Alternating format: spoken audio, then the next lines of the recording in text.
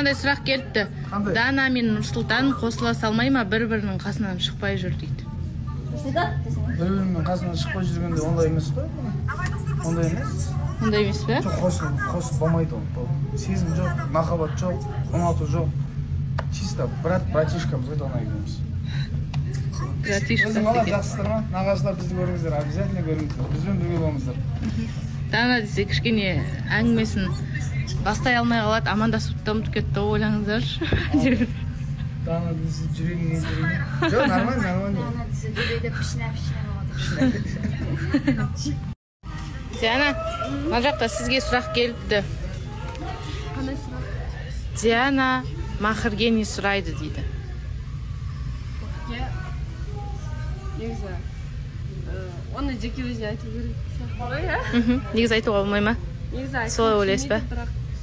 Мен айта берейін ба? Айта беріңіз. Енді қазір ол андай нәрсе емес қой. Мәссаған.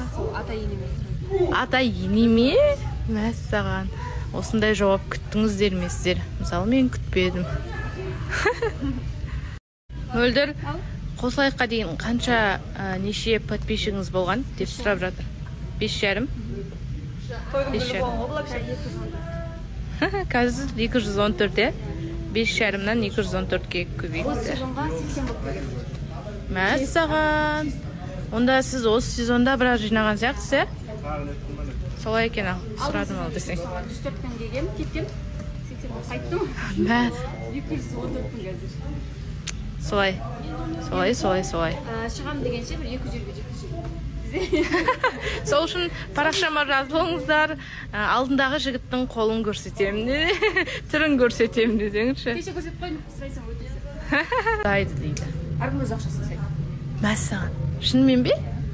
Менің ақшам, ол менің ақшам, Зесердің ақшасы ол общий ақша да.